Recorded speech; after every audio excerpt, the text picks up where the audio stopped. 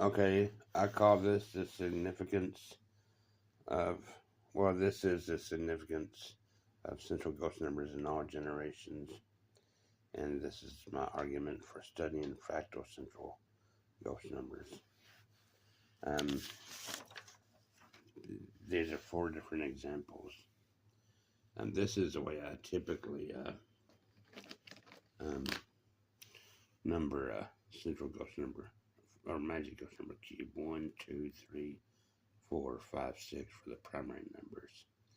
And then if you know about magic ghost number cubes, you see where all these come in. The purple numbers are the inner ghost numbers, and the red numbers are the outer ghost numbers.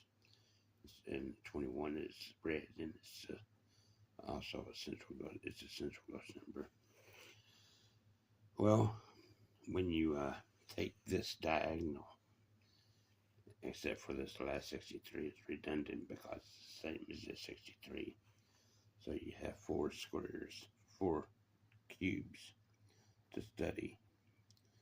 You have 63 up here. You have 21, the central ghost number down here. This is the outer ghost number. In purple, this is a 18. In purple, this is a 45, which is the inner ghost numbers. All these are all the inner ghost number, or all the ghost numbers of a magic ghost number cube, except for the redundant extra 63 that I don't put in. And yeah, that's better. So, with the primary numbers that exist around the central ghost number is 1, 2, 3, 4, 5, 6, as I showed in the beginning.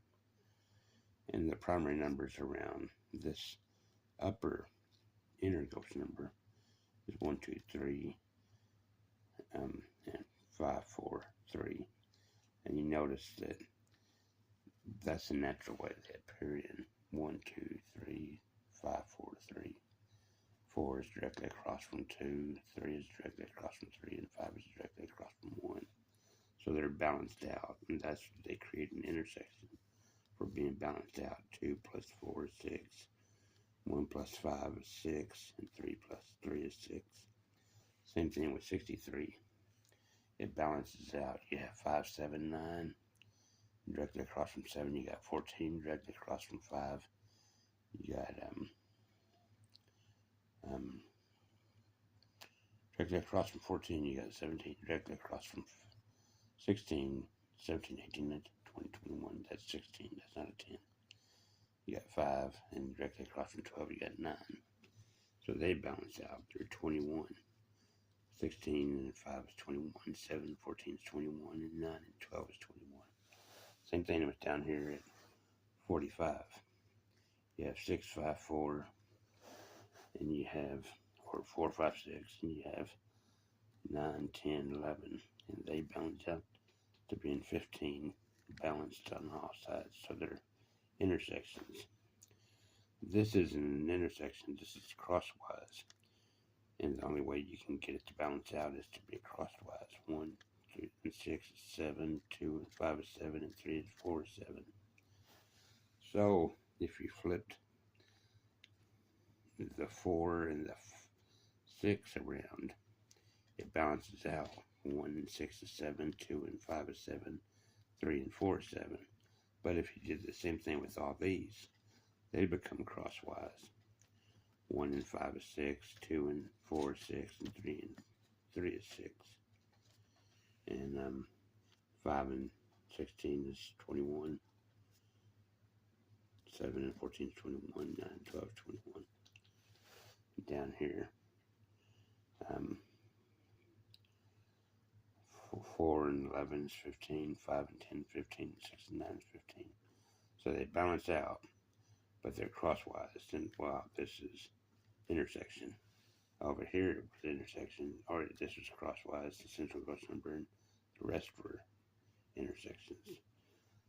So the central ghost number is special in this sense, and in another sense, if you want to include a second generation, say you wanted to make 18, which is not the central ghost number in this instance. If you wanted to make this a central ghost number, then you put 18 here, and you can put any primary numbers down here you want to. I chose 3, 3, 3, 6, 3, and 0. I was in for a surprise, because you have 54 up here, which is a new outer ghost number. You have 27 right here, which is a new inner ghost number. Then you have 18, the central ghost number. Then you have 27 again. And then you can't make, well, I lucked out and I made it balance out. But this was crosswise. It didn't even have any sort of balance in it.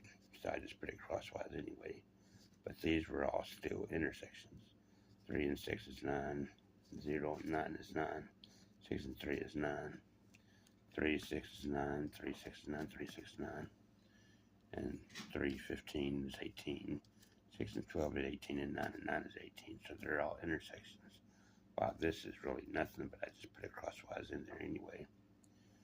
So I flipped it over. I lucked out and I flipped it over 3 and 6. So that balances out this central ghost number. 6, 0, 6 is 6.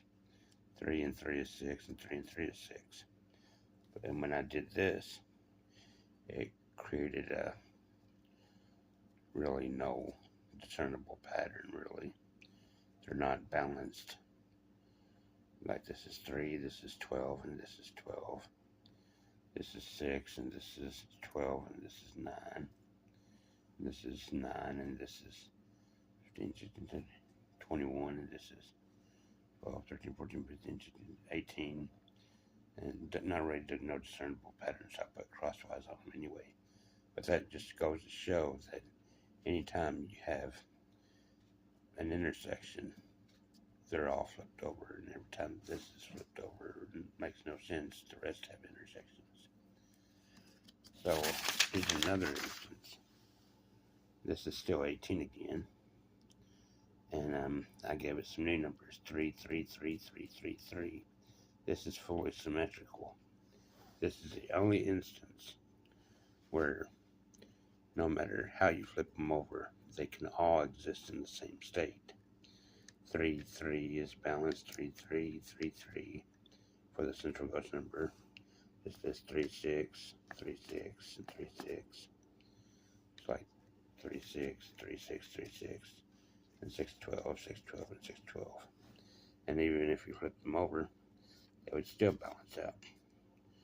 So when you have a symmetrical, that means 3, 3, 3, 3, 3, 3, same numbers for all the primary numbers, they balance out.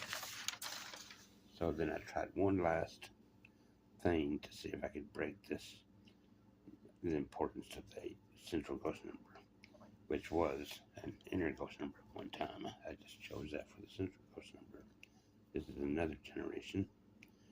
And, well, you can't do anything with this, so I just put it crosswise here. But these are all balanced out again. 7, 7, and 7. 11, 11, 11. And 18, 18, and 18. They're all cross sections. So I decided not to do any more with them. But that just shows the importance in every instance of the central ghost number, because it doesn't work with the other ones. Whenever they're in one state, it's in another, unless you have a symmetrical state where all of them are primary numbers are the same. So that's the reason I try to study fractalizing central ghost number cubes. Thank you.